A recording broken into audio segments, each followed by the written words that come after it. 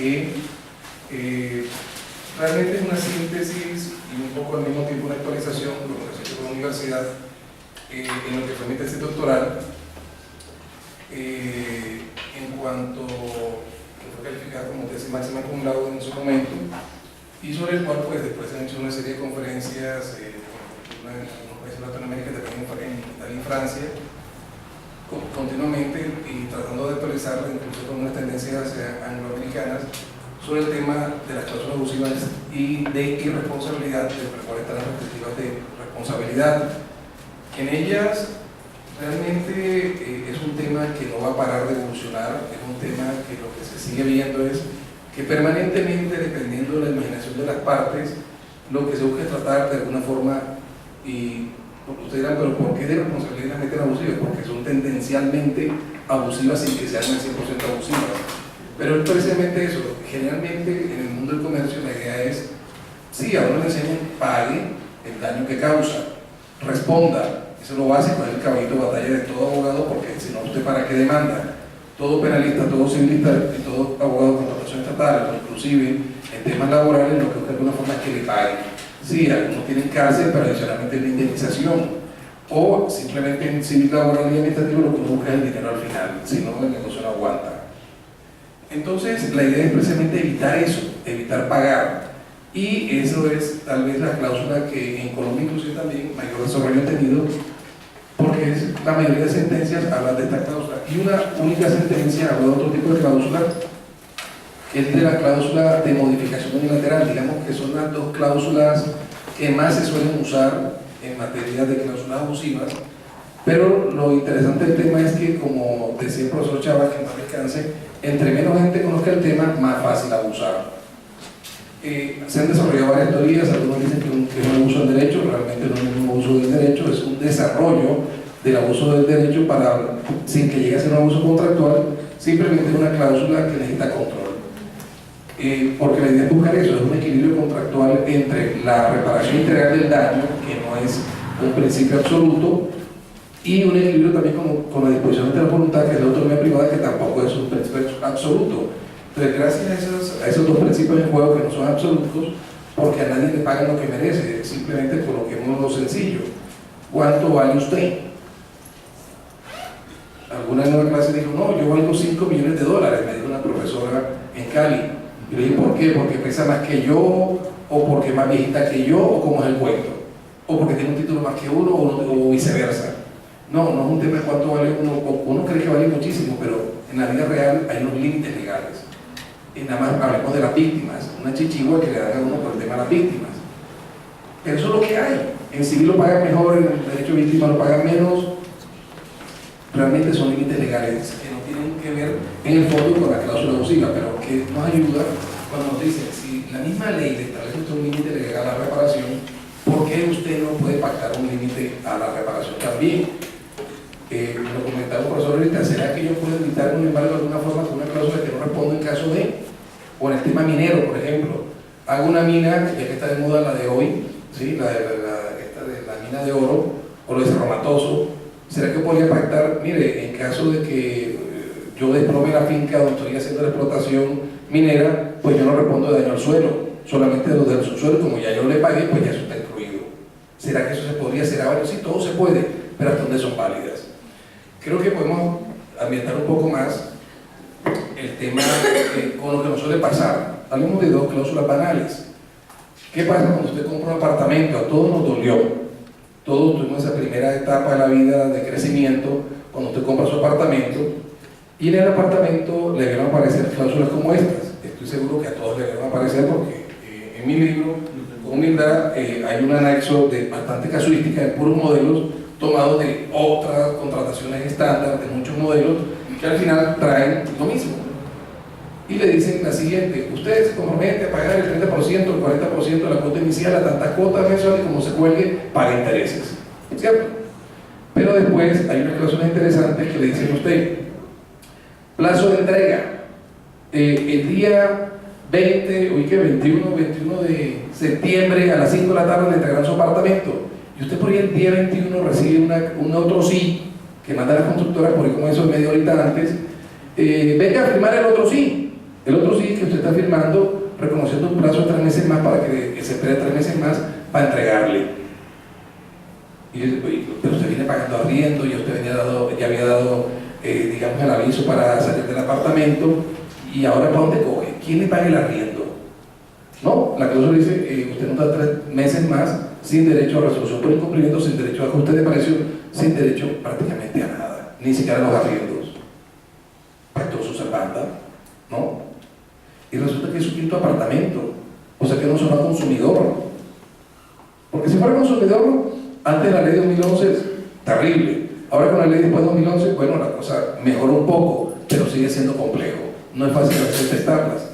O diría uno, o a veces se lo amarran con contratos coligados, pero digamos que la principal es esa, o simplemente desde el inicio de la promesa, por allá en la mitad de la promesa, te meten a uno que ustedes, la fecha no es fecha fija, plazo, sino que es una fecha opcional. O sea que posiblemente le cumplen el día 21 a las 5 de la tarde, pero que adicionalmente usted cada 3 meses de gracia, que usted sabe que el plazo de gracia se paga, pero aquí ponen un plazo como si fuera normal, en el cual usted no tiene derecho a pagar ningún tipo de daño por cumplimiento tardío, o usted no le indemnizan daño por cumplimiento tardío. La segunda puede ser una también simpática, y le colocan que la constructora, que suele pasar, se reserva el derecho de determinar si el objeto contratado se adecua a lo estipulado. Muy clarita, ¿no? Para todos los abogados. ¿Sí? ¿Qué tal? ¿Y eso qué significó? Señor, doctor. Que le pueden entregar otra cosa diferente. Exacto, para un civilista está claro, pero para un penalista de pronto no tanto, o para alguien que de pronto no es abogado, porque no estoy obligado a ser abogado para comprar un apartamento, seguramente no está claro.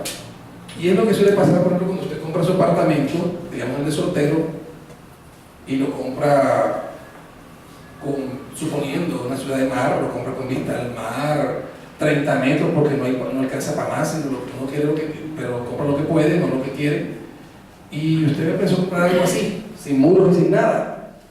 Y resulta que al final, y usted había pensado en una cama doble, bastante grande, finca de soltero, un jacuzzi y tal, un buen baño grande, un pequeño escritorito ahí, una pequeña cocinita, y al final, y un lugar para colocar la hamaca, y al final lo que le hacen es que le colocan 3 columnas, en donde usted había pensado colocar su jacuzzi una, en donde había pensado colocar la cama de 2 metros, otra columna para que duerman con los reyes, uno detrás de la columna, el otro del otro lado.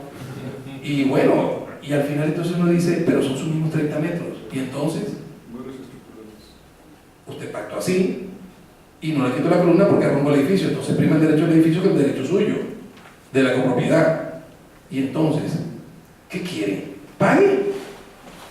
La siguiente cláusula usted pactó que si me da ese derecho, usted no tiene derecho a nada, ni a reducción de precio, ni a preguntarle otra vez si va a seguir o no va a seguir, simplemente pague. Esas son 2 cláusulas típicas. O pensemos en el tema del contrato de depósito. Yo voy a ponerlo muy sencilla. Cuando usted va al parqueadero, le dicen allí, elegantemente le dicen, aquí no respondemos si el vehículo se lo roban, porque las partes consideran, de pronto creo que es un caso de fuerza mayor. Pactaron fuerza mayor, ¿no? Para ustedes fuerza mayor, usted en Bogotá que se roban todo. Hoy decían que los incrementos de las bicicletas en Bogotá de los robos son 200%. Entonces pactemos una de fuerza mayor. Aquí no respondemos por la bici. Aquí supongamos el de abajo tiene para parquear bicicletas hasta Trek, bicicletas de 7, 8 millones, en fin, y usted pacta que usted la deja allí, pero que si se la roban, no responden, porque simplemente las partes acordaron que es un evento de fuerza mayor, y por fuerza mayor no responde nadie. Entonces, ¿qué? Y se la roban. ¿Y qué tal que usted tenga, ahora vamos a poner un caso más complejo? Sí, digamos que esta más o menos se conoce. Y se conoce mucho cuando usted tiende a ser consumidor, es donde tal vez duele. Pero pensemos que usted ahora es un empresario, porque es que son buenas, porque para demandar por una bicicleta, por un par de zapatos, por la ropa que se me pierde en la lavandería, ¿estamos? O que dañen en la lavandería, realmente no se puede que dañen en la lavandería, realmente la gente a veces no demanda. Pero pensemos a nivel empresarial. Usted es una gran superficie, yo soy una gran superficie, mejor para que suene más abusivo, soy una gran superficie llamado Almacenes Olímpica, quinto grupo económico del país, ejemplo, así como la tienda grande del barrio, hablando de Home Center, Cencosud, ¿sí? Y colocan cláusulas de reajuste, bueno, eso la veremos con calma, pero pensemos en esta que es un poco más sencilla. Yo le digo, ¿tiene marcador de casualidad? Yo le digo a usted, mire, le voy a vender, tengo 1000 almacenes, digamos Olimpia. Ah, gracias, muy amable. Tengo 1000 almacenes. Entonces, como esto es matemática para abogados, ¿no? Con todo con ayuno. Salga el 1 y todo con 0, ¿no? Entonces tengo 1000 almacenes, ¿sí? 1000 almacenes para venderle 1000 bolsitas de arroz. Si alguno del Buiga me sería mucho más fácil. 1000 bolsitas de arroz en 1000 almacenes, ¿cierto? O sea, necesitaría 1.000.000 de bolsitas para llenar 1000 almacenes. Y cada bolsita de arroz vale 1000 pesos, un promedio. O sea que yo necesitaría para llenar ese almacén semanal, necesitaría por lo menos 1.000 millones de pesos. Ya lo tiene, ¿verdad? Semanal. Entonces usted, microempresario, pyme, ya no va a poder conmigo.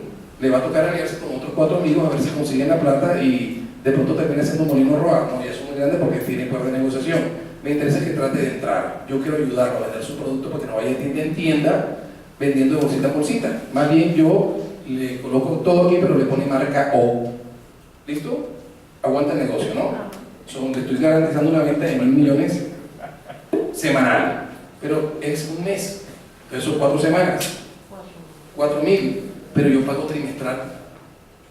Entonces son 4 por 3, 12 millones, ¿no? Ya tiene ese pulmón económico para poder contratar conmigo. Cláusula 1, me surge así. Cláusula 2, yo le pago a 90 días. Sin interés, sin indexación. Ya no es a 90, ahora están haciendo a 120 días. Sí, porque la gente no protesta. 6 meses, sí. Las de 90 sonaban feitas. Todos están pagando a 120. Pero ya me manda la tabla del 4, ya me enreda, dejémoslo en el 3, todavía es más fácil. 12.000, ¿cierto? 12.000. Entonces con 12.000 millones, yo le digo a usted, cláusula 1, pago 90 días, pero ojo, sin interés. ¿Sabe lo que vale 12.000 millones a un trimestre? El interés comercial, porque un negocio comercial está al 33% efectivo anual, la máxima, ¿cierto? Tasa máxima legal. Matemática para abogado, digámosle el 30. Otra vez. Sí, porque me complico. Al 30% en un trimestre significa 30 entre 4. ¿Cuánto da eso? Un múltiplo de 4, digamos 32 mejor. O sea, 8 por 4. ¿Sí? Al 8 trimestre. ¿Cuántos son 8% de 12.000? 8 por 12. 8 por 2, 16. Llevo una y 8 por 1, 8, 9. ¿Cuánto da? 96. Bueno, listo. O sea, son 96 los ceros. Son 900, de 12.000 millones más o menos deben ser el 8%, unos 960, ¿de qué? 96 millones. Y eso por 4 en el año son 400 millones más o menos, ¿verdad? Oiga, 400 millones me sirven para pagar varios gerentes o varias nóminas. Pero esa plata la asume usted, no yo, no es que yo no pago indexación, que sería apenas el 6%, o intereses, si me la ponen así, ya estoy indexado 33, 32%. De entrada, eso no parece lo más correcto, lo más equilibrado. Entonces ven ustedes, esa es la primera, ¿no? ¿Y qué tal que nos pase algo como Venezuela, o que está también de moda, o como Argentina recientemente de un momento a otro una crisis? ¿Quién asume? Ya yo le dije, yo no pago indexación, asumo eso, y tampoco asumo ni siquiera los intereses. ¿Estamos? Cláusula 3, usted le tiene que mantener el stock. Entonces a usted le toca contratar a alguien, un muchachito que siempre te pone una tablita en todos los almacenes revisando si la mercancía está con los famosos 12.000 productos o simplemente los 1.000 estantes con los 1.000 productos, porque simplemente mi supermercado no puede dar imagen de que estoy quebrándome, que no tengo ni siquiera el stock de producción y que no hay ni siquiera arroz. Imagínense que todavía no le no encuentro ni arroz. Si usted me incumple eso, la siguiente semana es gratis. Una cláusula penal bajita, ¿no? Ni siquiera le pido un mes. ni lo del trimestre. Tengo derecho a eso simplemente gratis. La 4, yo hago promociones una vez al año. Hoy, solo por hoy, a mitad de precio. ¿Quién asume eso? Pues usted, porque me tiene que ayudar. No que somos un equipo. Yo le estoy dando una venta grandísima al año, pues regáleme algo. Bueno, regáleme no. Venta a precio de costo. No se te pongo que sea gratis. ¿Y qué pasaría si su producto no se vende? Demora mucho en la estantería. Cláusula siguiente. Me pagará como almacén general de depósito, porque las estanterías no son gratis. Bien, ¿cómo le parece el contrato? ¿Le gustó? Y la gente se cola para entrar. Pero hay más. Inclusive, si ellos se guardan y se reservan la potestad de no pagar las facturas, si por alguna razón a 30 días. En los 120 días no fue a tiempo, pero sí meses. Dicen, expresan que no reconocen intereses sobre eso. Exacto, no hay intereses. Y si no la presentó el día 30, entonces parece los siguientes 30 días. Claro, porque cada vez que ellos le solicitan algo a usted, le envían una orden, y en esa orden hay un clausulado por el estilo. Exacto. Como ven, se usa. Y la gente no protesta. Y no solamente contratación atípica, también contratación internacional y también contratación atípica. Eso es lo que hay. Lo complejo es identificarla, porque yo en ningún momento dije no pago. Simplemente estoy jugando con cláusulas accesorias como la de los intereses. Y eso es porque se nos ocurrió algunas acá en clase. Y el doctor nos verificó que en la vida real pasa. Como ven, yo no me invento nada, es lo que dicen los modelos. Bien, a mí me gustaría de pronto si Paola, que está aquí a la mano, nos lee tal vez una para que la veamos ya no así escuetamente, sino así como la suelen redactar, y con un problema de que suele pasar. No, gracias Paola, esta de acá por favor. Nos la suelen colocar después que usted ya entró al parqueadero. Es decir, son medio sorpresivas. Usted no se las esperaba por el respaldo. Va a la lavandería, usted firmó, dejó el producto, vuelve y le dicen, ¿y usted no leyó que decía que aquí no respondemos ni devolvemos plata? Miren, vamos a poner las empresas recientes que están llegando a Colombia, Decathlon. A mí suele pasar de todo. Entonces dejó un producto, después yo volví y traté de cambiarlo y me dijeron, factura. Y le no la voy a dar ni se la voy a entregar, si no lo denuncio ante la superintendencia. Señora, que solo he dicho que no le voy a devolver el producto. ¿Sabe por dónde van? Y si hay otra señora peleando que no le querían devolver nada, ¿y por qué a mí sí me devuelven y a los otros no? Porque así funciona el sistema. Si la gente no protesta, si la gente no entiende abusiva, pues abuse. Lo importante es no devolver el dinero. ¿Saben por qué? Porque eso es lo que hace competitivo una empresa. Quedarme con la plata y salir de la basura. De la basura, del producto defectuoso, porque contra el otro se sale bueno, entonces yo no devuelvo dinero, sino cambio producto malo por producto bueno, esperando que alguna vez toda esa porquería que traes de China, de pronto sí salga buena. Y me disculpen el lenguaje vulgar, pero es que es ofensivo. Por eso las cláusulas se llaman las cláusulas de las cláusulas más odiosas del derecho contractual y en especial de la responsabilidad.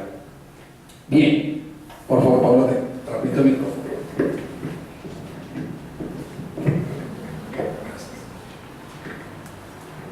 Contrato de establecimiento, condiciones. Primera, la empresa no responde por daños a los vehículos estacionados dentro del parqueadero. Segunda, la empresa no responde por daños que sufra el vehículo o una persona a causa de colisión ocasionada por otros usuarios dentro de las instalaciones del parqueadero o por otras personas ajenas a la empresa. Tercera, la empresa no responde por la pérdida de objetos dejados dentro de los vehículos estacionados en este parqueadero. Sí, digámoslas todas, que son las que nos aparecen siempre y nos aparecen cortas. En los contratos nos sale medio papelito porque no salieron todas, pero si te pegan los dos papelitos, el que entró primero y el que entró después, unas 11 12. Por favor, que son todas odiosas. Cuarta, la empresa no responde por objetos dejados dentro del vehículo estacionado en este parqueadero, en especial radios, joyas, herramientas, bolsos, títulos, valores, prendas de vestir, celulares, equipos de comunicación, portafolios, paquetes y maletas. Quinta, la empresa no responde por la pérdida de los accesorios de los vehículos estacionados en este parqueadero. Sexta, la empresa no responde por elementos no componentes del vehículo. Séptima, la empresa no responde por objetos personales dentro del vehículo a menos que se hayan reportado de manera previa y se hayan dado el depósito a la oficina de administración del aparcadero mediante la entrega del componente correspondiente. Octava, La empresa no responde por la pérdida de vehículos estacionados dentro del parqueadero. Novena, la empresa no responde por daños ocasionados a vehículos provenientes de hechos que constituyan caso fortuito o fuerza mayor, por ser imprevisibles para la empresa. Décima, la empresa no responde por el vehículo cuya entrada al estacionamiento del usuario no posea la debida constancia, por las pérdidas o daños que sufra el vehículo sin culpa de la empresa. Decimoprimera, la empresa no responde por los daños o deterioro que sufra el vehículo si no se deja la respectiva constancia al momento de retirar el vehículo del aparcadero. Decimosegunda, la empresa no responde por reclamos efectuados después de haber sido retirado el vehículo del aparcadero. Perfecto. Gracias, muy gentil. Como ven ustedes, solamente una muestra. Creo que con eso está claro que sí se usa. La idea es de alguna forma entrar en unos puntos polémicos. No son nuevos, obviamente, vienen del derecho romano, solo que su uso intensivo se hace después de la revolución industrial, porque nuevas tecnologías crean nuevos datos. Pero lo difícil, y creo que puede ser lo bonito de la discusión hoy, o de entrar en el proceso, es cuáles son, qué son, cómo las identifico. Y lo interesante para todos seguramente será es cómo las tumbo, o cómo las monto bien, y cómo las ataco en un proceso. Como ya les cuento, el caso más grande que ha habido en Colombia de este tipo de cláusulas, tuve el honor de llevarlo yo como abogado litigante, tumbando unas cláusulas de la condena fue de 15.000, y al principio era no pago. En el segundo caso, ustedes saben mejor que nadie cómo es este gremio complejo. Los clientes no les gusta pagar decentemente a sus abogados, y eso pasó. En el segundo evento, otro constructor de una carretera también me dice: oiga, como usted ganó eso, ¿por qué no me lleva a mi caso? Y le dice: claro, la tarifa es tanto. Obviamente había ganado el caso anterior, que estaba bueno, y este tipo iba a ganar más plata, porque el que gana la plata del cliente, uno no solamente cobra su porcioncita. Este señor iba a ganar 18.000 según mis cálculos, y no me quería pagar ni siquiera la mitad del otro. Entonces creo que yo no llevaba eso. Y lo bueno fue que el tipo logra al final la condena en 0, y había ganado el caso anterior en 2.000. Entonces 2.000 más 0 entre 2 ganó en cada caso 1.000, y nosotros solo con uno ganamos 15.000. Entonces hay que saberlas tumbar, porque mire lo que usted dijo: no respondo, y quedaron bien pactadas. Esas tienen mucho vacío, es fácil tumbarlas, porque si la cláusula queda mal redactada, usted la tumba. Pero si la cláusula queda bien redactada, no hay forma. Después de ese caso, no se me olvida, me llama una amiga del Huila, me reservo el nombre obviamente porque es hija de un dueño de una transportadora de esas dos del Huila, una blanca y una azul, ¿sí? ¿Saben? Sin entrar en derecho de marca, porque si no los abogados de marca terminan metiendo una grande a mí. Pero solamente una de esas me dice: ¿por qué no me hacen las cláusulas para no pagar muertos? Todavía no existe la ley de consumo, y es ahora que la ley de consumo no lo prohíbe. Cláusulas para no pagar muertos.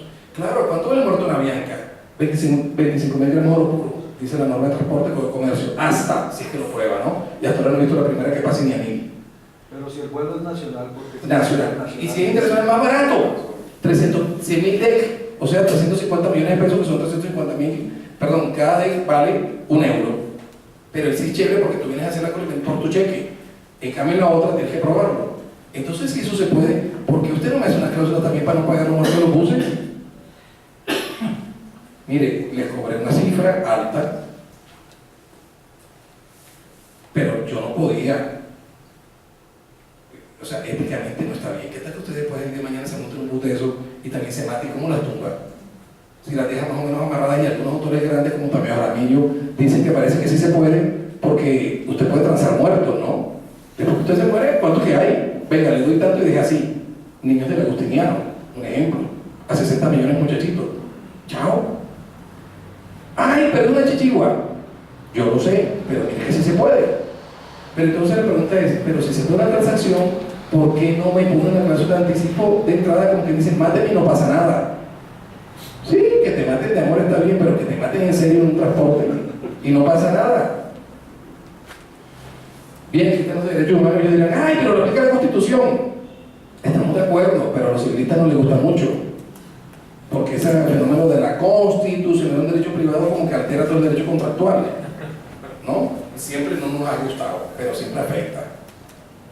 Entonces ve usted el problema, le volví a cobrar al doble, y dijeron que bueno, le cobré al triple, que bueno, al final le dije, ¿sabe qué? La ética no me deja. Claro, es que para mí la ética y el derecho tienen que ver todo, pero no faltan esos abogados faranduleros, no voy a decir nombres, porque ustedes lo conocen mejor que yo, que dicen que la ética y el derecho no tienen nada que ver. Pero el difunto Gaviria decía que la ética y el derecho era todo. Y yo creo todavía en la teoría clásica que la ética y el derecho sirve que a usted le enseñan en la universidad las normas, pero la ética es de casa. No robar no tiene que estar en un código, eso es de casa. Y eso es ética. No meterse con los estudiantes, me refiero mientras son sus estudiantes, porque si ya están desfocados.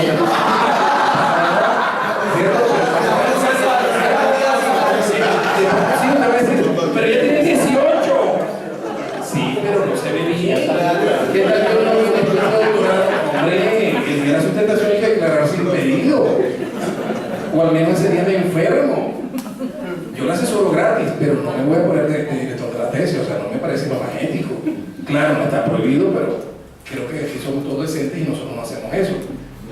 Pero cuando ya dejan de ser estudiantes, por ejemplo, fueron estudiantes en primero y llegaron a quinto año, bueno, y en quinto año se enamoran de usted, ya es otra historia. Si no, los grandes abogados que conocemos por ahí no serían los esposos de esas hoy profesoras también. Es normal. No abusivo.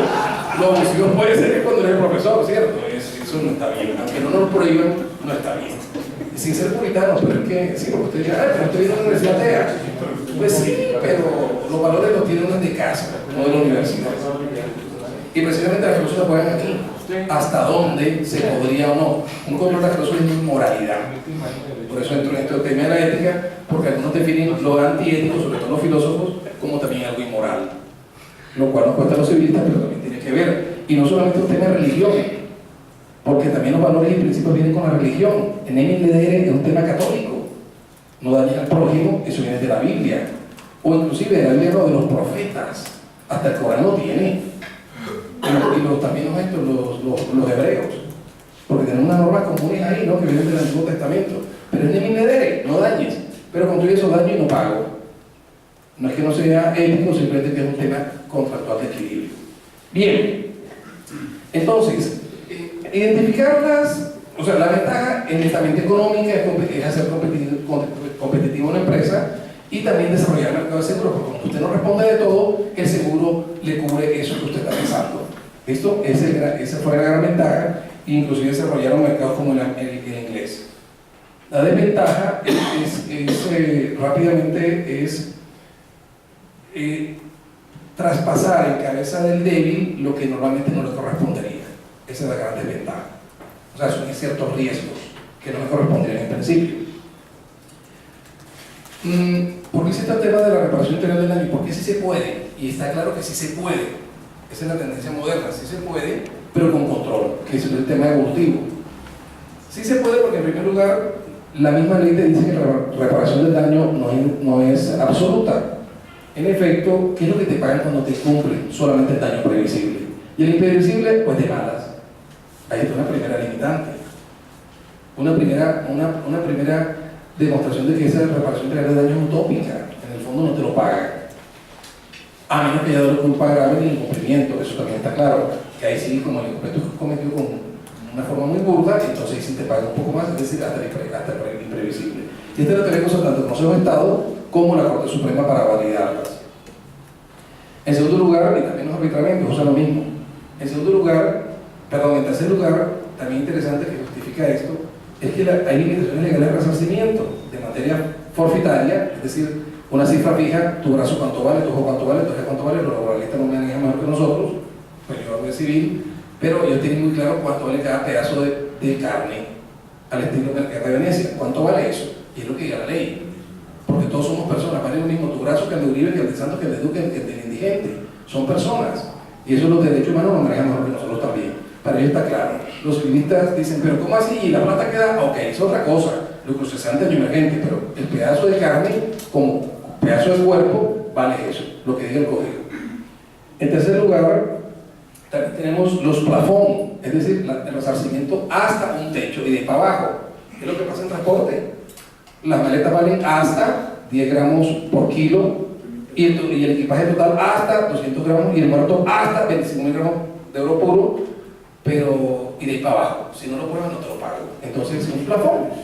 Lo importante es que las cláusulas tienen también ese límite. Usted puede pactarlas, pero sin que sean inferiores a estos límites legales, es decir, de ahí para arriba. Entonces, una empresa puede decir: yo soy la que más paga. No doy 2 años de prescripción, sino 3 años. Claro, nos da una posibilidad de pagar más, pero la Corte dice que eso está prohibido. Eso no tiene sentido. Pero lo dijo la Corte. ¿Qué? Porque lo dijo la Corte. ¿Será que la Corte de pronto a veces no se puede equivocar, como pasó hoy con la Corte Constitucional? Que ayer dijo una cosa de tauromaquia y yo digo otra. Que ayer dijo otra del tema de las minas por daño a las personas y yo digo otra. Bueno, las Cortes pueden cambiar también de posición. Es más, que en Francia está claro, usted puede modificar la prescripción como quiera, para arriba o para abajo, pero lo importante es que hay un término de prescripción que no es de orden público. ¿Cuánto dura eso? No es de orden público, pero sí que tiene un término. Bien, claro que Colombia no hemos llegado tanto, aquí parecería que se puede modificar, pero a favor del consumidor. Sin embargo, no se ha dicho nada, la Corte ha dicho que no. La doctrina como Inestrosa o Regifo dicen que sí, sin que esté totalmente casado con esa doctrina, porque ya verán que también hago algunas críticas sobre eso. Y finalmente, los pactos de exclusión o limitación de responsabilidad. Hay un caso muy bonito, y creo que estarán de acuerdo conmigo, que es la sentencia y todo el tema. Año 36, Corte Suprema de Justicia. El caso es el siguiente: un señor ricachón, que no tenía tiempo de ir para el banco, como otros ricachones, contrató a un asistente, que terminó siendo un asivivo, porque simplemente cada vez que el asistente giraba los cheques, también giraba algo para él. Finalmente el señor se da cuenta y demanda en el banco para que el banco, al fin y al cabo, con la obligación de custodia de sus dineros, le pague su plata que no debió pagar o que no debió girar el cheque. El banco le dijo: oye, usted no lee el contrato, mire lo que tiene la defensa, excepción, y dice: mire la cláusula, no respondo por culpa grave del tenedor de la chequera. Y entonces, ¿qué? ¿Le pago o no le pago? Usted me tiene, pero ¿cuál es su obligación? La obligación suya es custodiar mis dineros. Sí, pero ahí dice que yo no pago en caso de que usted descuide la chequera, ¿no? Más o menos lo que dijo la cláusula. Que realmente un tema de culpa grave, de quien descuide la chequera. Es como quien le presta la tarjeta de crédito a la esposa. Eso no se hace. ¿No? Claro, eso no se hace, es culpa grave. Solo los tontos lo hacen. Gravísimo. Claro, porque esta es grave que no lo hace nadie, porque es culpa grave. Y también es una sentencia francesa. Debería ser causal de divorcio, ¿no? Sí. Claro, no obedece, por eso todo lo hacemos, pero en teoría contractualmente no se debiera, pero no faltamos, ¿verdad? Ese es el punto. Lo mismo pasa con la chequera. ¿Cómo suelta usted la chequera a su asistente cuando su obligación es custodiar la chequera? En efecto, la Corte dijo: sí señor, la cláusula vale y no se paga nada. Ojo, cláusula de exoneración total. Es la sentencia ahí, pero ya se me estudio de toda la cláusula en el derecho francés para aplicarlo a Colombia. Sin embargo, algunos autores, bueno, claramente Inestrosa, saca después en su libro del 60 y dice que las cláusulas de exoneración no valen. Eso no dijo la sentencia. Parecía que no debieran valer, porque son odiosas, pero eso no dijo la sentencia. Miren, podrá ser Inestrosa y todo lo que quiera, pero tengo derecho a separarme con argumentos. Creo que está claro que las cláusulas de exoneración total tampoco valen. Y en efecto el banco no pagó, o sea, lo dijo también la Corte, que también como Inestrosa fueron magistrados. Pero no estoy solo, también Tamayo Jaramillo y Santos Ballesteros, que fueron maestros de la Corte, creen que es como creo yo. Sí se puede, y no solamente yo, lo hice el derecho alemán, lo hice el derecho francés, lo hice el derecho italiano, y los americanos y los ingleses sí se puede. Lo que pasa es que toca controlarlas. Hay algunas que no valdrán seguramente, sí violan los límites de validez, pero las que no lo violen, valdrán. ¿Listo?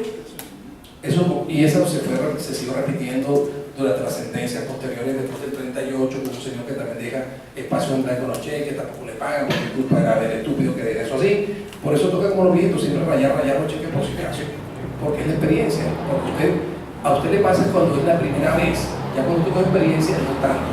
Y precisamente por eso que las cláusulas tienen un control especial cuando usted no consume, porque hay cierta falta de pericia o cierta falta de conocimientos que hacen que entonces las cláusulas tengan un control adicional cuando se habla de casos específicos de consumo. El problema es que el consumidor en Colombia, ¿no? Que no está tan claro en la norma porque afecta a los empresarios. Claro que es un defecto de Latinoamérica, si uno compara con Europa. En Europa los empresarios no son consumidores. En Latinoamérica tendencialmente lo son, siempre y cuando estén por fuera de su actividad mercantil o de su actividad intrínseca, dirían los conceptos de la superintendencia, o de la misma corte en 2005, porque la superintendencia lo hizo en una sentencia en 2016, pero de la superindustria y comercio, ¿no? Porque la otra poco nada dice, la financiera. Pero el problema es entonces determinar cuáles serían esas cláusulas. En primer lugar está todo el panorama de la responsabilidad. Usted ve los contratos y le llaman así cláusulas de responsabilidad, cuando mentiras son cláusulas de irresponsabilidad. Es un poco una engañifa, podría ser un poco obligaciones de información violadas, pero más o menos es eso. ¿Hasta dónde debo informarte? Debo informarte como niño de 18, como para dummies, como para abogado, como para técnico. Es como cuando usted firmó el consentimiento informado en materia médica. Las que ya son mamás entendieron lo que firmaron, ¿cierto? Uno solo quería que le sacaran a su muchachito porque no aguantaba ya la asfixia. El muchachito del cuello, ya no puedo dormir más, qué fastidio, bueno, en fin, y qué emoción cuando ya salió, se le olvidaron todos los dolores. Pero el problema es ese, ahí lo que le estaban diciendo es porque que si se moría, ese es su problema, porque simplemente yo no soy Dios y puede que salga la mamá, puede que no salga la mamá, puede que salga el niño, puede que no salga, puede que no salga ninguno. Y si no es culpa mía, yo no pago. Claro, porque hay riesgos de la medicina que no se pagan, salvo que sea culpa médica. Los riesgos no. Es como cuando usted llega a una operación X y se muere, bueno, su cuerpo no aguantó. Ah, pero le hizo de medio resultado. Sí, y el puchecólogo. ¿Qué? ¿Le quedaron de resultado o de medios? Sí, ¿dónde lo pactó? Las obligaciones estéticas en ese tipo de operaciones estéticas. La jurisprudencia no dice que sean de resultado, dicen de medios. Lo que pasa es que puede pactar, lo que es diferente. Es decir, bajo un análisis de los mismos en la jurisprudencia se ha determinado que las operaciones de tipos estéticos son de resultado. Depende si está pactado. Porque si tú me dices una nariz, el resultado es que te quedó bonita. No. Pero respira bien, ¿para qué no contrataste el experto de respiración? O sea, el otro laringólogo, yo no soy experto en respiración, soy experto en nariz. Y tiene que quedar bonita, como en las especificaciones que dijeron. Depende, porque hay contratos en que te cobran 16 millones y te pactan de resultado. Y hay unas de 2 millones y son de medio. No pactes. Pero eso como pacto, mire la cláusula. La obligación mía es de medios, 2 millones. La obligación mía es de resultado, 16 millones. Lo hace el que hace aquí al frente de la Santa Fe, que es el número 1 del mundo en puntas de nariz. No, es como, por ejemplo, si nosotros como abogados pactamos una obligación de resultados, Terrible. una falta disciplinaria. Nunca. No podemos. Es una Pero falta te ganas disciplinaria y un- nos quitan la tarjeta. Te ganan uno. Ah, eso es a lo que voy. No pagas. Si a mí me dicen, ¿tú estás seguro que te van a dar esa plata en el caso? Claro, por eso cobro prima de éxito. Y si no, La prima de éxito en Colombia también es una falta de no disciplina. es inmoral. Es una falta Fue inmoral. Ya había cambiado. No, los civiles del Estado cobran prima de éxito. Es normal. Usted no, porque usted es penalista. Usted sí no, porque usted sí lo mataría. ¿Qué tal que le diga usted a Tiro Fijo? Oiga, Tiro Fijo, yo no sé por qué ir a la cárcel, no pasa nada. Le vamos a hacer un homenaje ahora.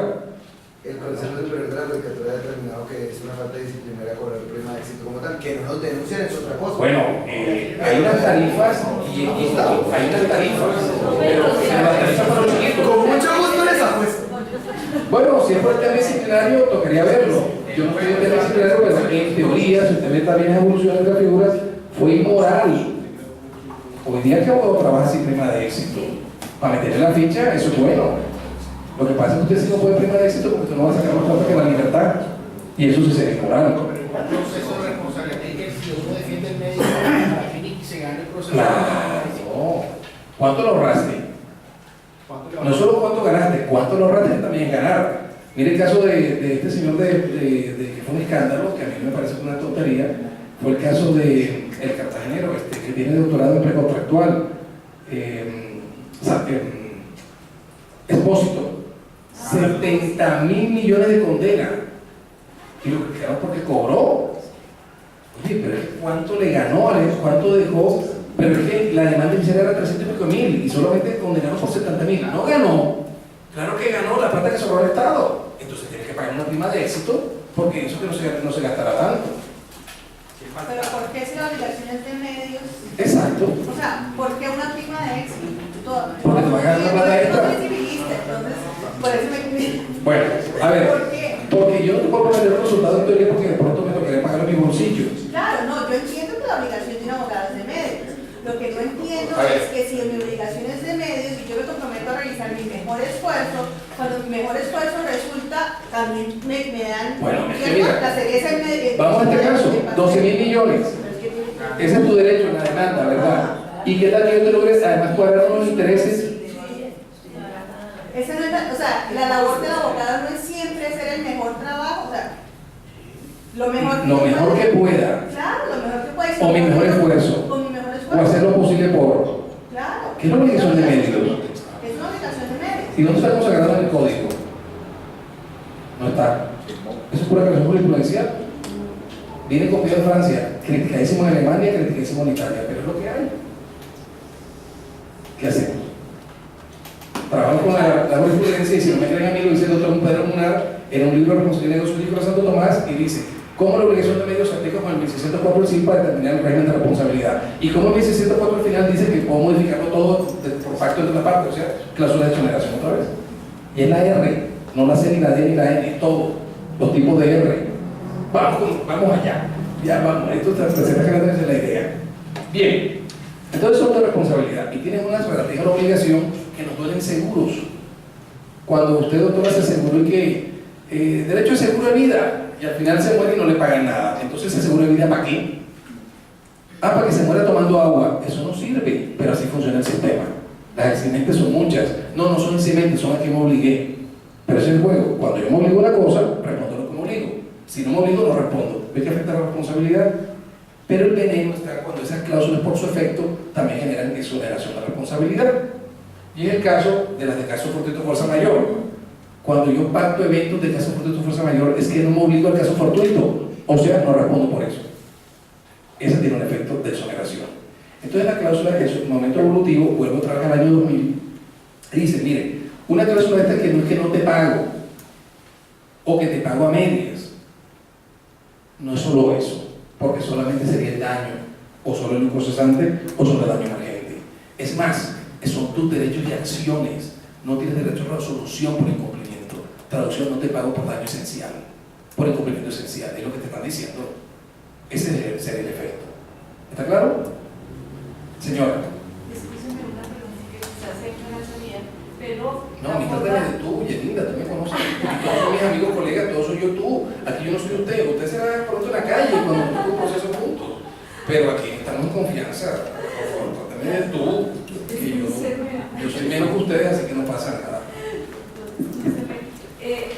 Cuando se faltan esas cláusulas exonerativas de responsabilidad, la sanción no es que se interpretan en contra de quien la redactó. Eso dijo el Consejo de Estado en una, pero la interpretaron al revés, la interpretaron a favor del Estado. Eso no tiene sentido, pero también la jurisprudencia tiene sus cosas. Sí, en teoría sí, pero hay también se dice que se puede hablar de cláusulas abusivas también entre contratos negociados, aunque en colombiano, pero en el exterior sí. Pero sí, una forma de interpretarlas en caso de dudas en contra del que la hace, pero generalmente te pactan que estuvieron explicadas, negociadas y tú firmas. Cuando hay mala fe, por ejemplo, cuando la contraparte, o sea, que se pacta y quien la redacta son los expertos en contratación civil. Y uno no la entiende. Y el usuario no tiene ni idea, como cuando son esas cláusulas que se pactan en las consultoras que tú y yo hablábamos, no son abusivas. Y Sí, total. Ellos solo ceden cuando uno los denuncia, generalmente. Tratan de que no les coloquen la multa ni lleguen a la demanda. Perdón, a la sentencia, transan. Claro, es una mala práctica, pero así funciona. Ellos son así. Una pregunta. Digamos que hay cláusulas que pueden generar irresponsabilidad entre un contratante. Por ejemplo, una EPS que normalmente siempre coloca que la IPS no paga. Si el médico o la EPS no paga la IPS.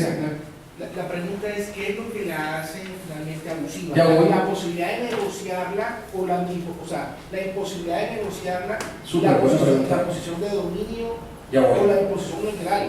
Sí, señor, la ley no es clara. En Colombia la ley no es clara y no ha sido solo no clara en Colombia, ni siquiera la norma donde nos copiamos. La norma de copialina de esto para todo el mundo que irradió fue la directiva 13 del año 93, una directiva que viene copiándose con una tendencia alemana del año 60 y 70. Realmente lo que dice allí, y lo veremos ahora que veamos eso, pero para responderle, es que las cláusulas que tienen un desequilibrio significativo serán abusivas. Entonces se dice, pero ¿cuál desequilibrio? Cualquiera, no, porque es económico. Los de tratar saben que eso es buenísimo, pero no son abusivas. Lo que pasa es que las cláusulas exorbitantes también podrán ser abusivas, dicen los franceses recientemente. Porque antes ese poder exorbitante parecía que pueden hacer todo. No, todo siempre no sea abusivo. En este caso, usted me comenta, y con humildad tengo un artículo sobre qué se entiende sobre la noción de cláusula abusiva. Es la última tendencia francesa 2017, de abrir varias ideas. Con base también en otro sistema, se llega a una conclusión. Hay dos formas de establecer la abusividad: por el criterio de listas y por el criterio genérico. El criterio genérico es el que estamos hablando, del desequilibrio importante, el contrato. Pero se ha llegado a una conclusión: lo que hace algo potencialmente abusivo son dos factores. Uno es el unilateralismo contractual, que es decir, todos los derechos por una de las partes y para otro nada, que así arrancamos la conferencia con el caso del apartamento. Y dos, la negación de derechos para el otro. Si usted tiene derecho a hacer todo esto y yo no, ya eso es potencialmente abusivo. El ejemplo de la famosa cláusula de pago 90 días. ¿Y por qué no me permite a mí también algo parecido? No, porque ese derecho es para mí, no para ti. O la cláusula penal abusiva, se habla también de esa tendencia. Si usted tiene cláusula penal en un contrato, pero no tiene para la contraparte, esa cláusula penal es abusiva. Chao, hay que tumbarla. Pero en Colombia todavía no hay la primera sentencia de cláusula penal abusiva. Pero es una tendencia, sobre todo la contratación estatal. Usted dice, ¿por qué no lo escribe? No, porque mientras no te paguen no vale la pena. Es así como funciona el sistema. Otra referencia es que, digamos que en materia de seguro uno viene viendo, por ejemplo, que, ¿cómo decirle? Es un proceso. En seguro, por ejemplo, hay unos contratos en los que se dice que no se cubre el accidente de una persona, perdón, el que el conductor que no tenga licencia. O, por ejemplo, el seguro de responsabilidad civil dice que no se cubre, solamente se cubre la reparación hasta los familiares, padres. Entonces, lo que hay la discusión es que muchas veces lo que es abusivo, he visto una sentencia del tribunal que dice que lo que es abusivo no es tanto la cláusula, sino no informarla correctamente. Sí, podría ser. Sí, es una bonita posición que dice que lo que no se informa viola las leyes del consumo, por ejemplo, el tema financiero, o inclusive en nuestro tema. Claro, ahí estaría el tema financiero, pero que por la superintendencia financiera, la ley 1328/29/2009, para consumidor financiero. Claro, hay una obligación de información de transparencia. Violar esa obligación ya no era como antes, que se entendía una obligación inmersa, es un imperativo. Violarla, la gran pregunta es, ¿qué genera? Una teoría muy fuerte es la suya, lo volvería abusivo. Otra teoría dice, no, se resuelve el contrato porque no me informó, no hace nada, entonces es para atrás todo.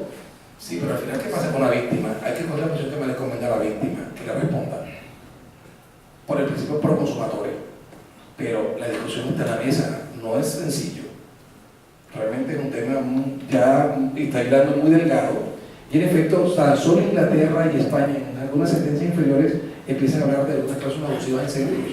Colombia tiene un par de sentencias, una de 2001 y una de 2015 sobre cláusulas abusivas entre empresarios, y precisamente aplican en temas de seguros una. Y hay una muy fuerte, claro, lo que está pasando con nosotros. Cuando usted le dicen, cojamos el seguro, y le dicen, solo pagaré el seguro hasta que haya sentencia judicial, y mientras eso pasa, cuando se le prescribe. Exacto, sentencia judicial es condenatoria además. Y hay que, al final, no le pagan. Parecer una práctica abusiva o parecer una cosa abusiva o una cosa de exoneración directa, porque el efecto es no pagar al final. Sí, señor, yo estoy de acuerdo con usted, pero hay que ver que dice la jurisprudencia con calma. Creo que no estamos de acuerdo más de uno, señor. Una pregunta. José, Ricardo. Admitido desde comprensión desde mi ignorancia. Cuando uno lee a Jaramillo en la sentencia alrededor de Gran Ahorrar. ¿La 2001? Sí. Ah. Entonces toda la discusión ahorita, por algo que preguntaba el maestro, todo el ejercicio que él plantea está alrededor de todo el sistema financiero, todo el sistema unilateralidad frente al sistema de información. Perfecto. Entonces uno lee a Jaramillo en ese sentido y toda la explicación y todo el caso expuesto de una manera excelsa de Gran Ahorrar. Pero la semana antepasada en el ámbito jurídico, en su primera página,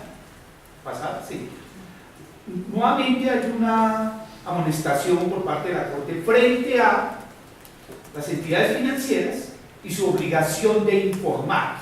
Pues, uno dice, desde esa época, clásico y sentencia Hito Gran a borrar, y como tal, eso frente a, quería hacerte una consulta, repito, desde eso que ustedes conocen y manejan.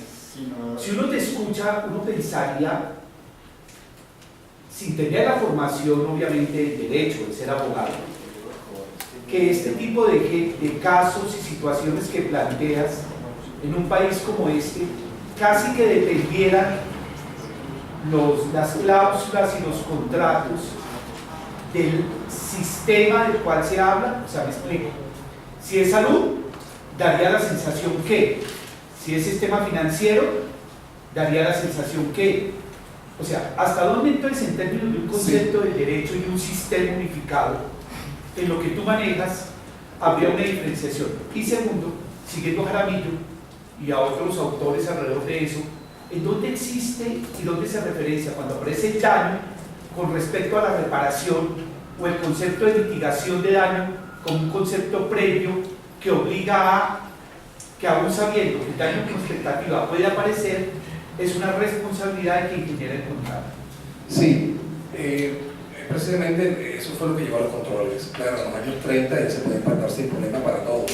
En los 60, debido a lo que tú estás comentando, fue toda la reducción del derecho de consumo y se empiezan esos grandes abusos, y por eso empiezan a establecerse los controles. Por eso la teoría inicial de que no se puede, porque sí se puede, finalmente no se, a partir de los 60 es, se puede, pero con control. Ahora, ¿cuáles son los controles? Usted pregunta. Con un sistema que parecemos que en salud hay unas cosas, que en financiero hay otras, que en consumo hay otras, que en los datos normales hay otras. Ese es el tema complejo. Esto terminó siendo un collage, como un rompecabezas. Y la norma colombiana, para tristeza de todos, en el artículo 2 del Estatuto de Consumo, dice que solo se aplicará cuando no haya otro régimen aplicable. Y puede haber regímenes aplicables nuevos o viejos e inferiores, que es lo complicado, que es lo que uno a veces no entiende de la normativa, de verdad que uno está pensando en las decisiones.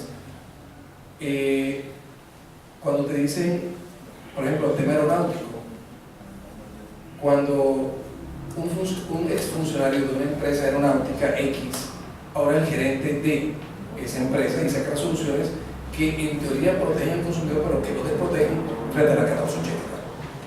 Pero que como son normas especiales se aplican de preferencia a la 1480, de preferencia o de manera exclusiva a la norma no conflictiva.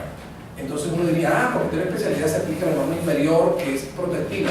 Sí, pero por principio de consumadores debe ser la norma que nos protege al consumidor. Lamentablemente esta discusión, los bancos no se quieren dejar aplicar la 1480, sin embargo la superintendencia me parece con buen acierto se la suele aplicar por lo menos en el tema de los vacíos, y es decir, la aplica de manera complementaria. Pero el derecho moderno de consumo te dice que son normas complementarias, que se aplique la norma que menos desproteja, y por lo menos la de mejor, y ahora le enseñaron primero los filósofos en lo de introducción, que las normas inferiores no podrían ir en principio contra las normas superiores, si no, no habría constitución. Pero aquí en Colombia no entiendo qué pasa.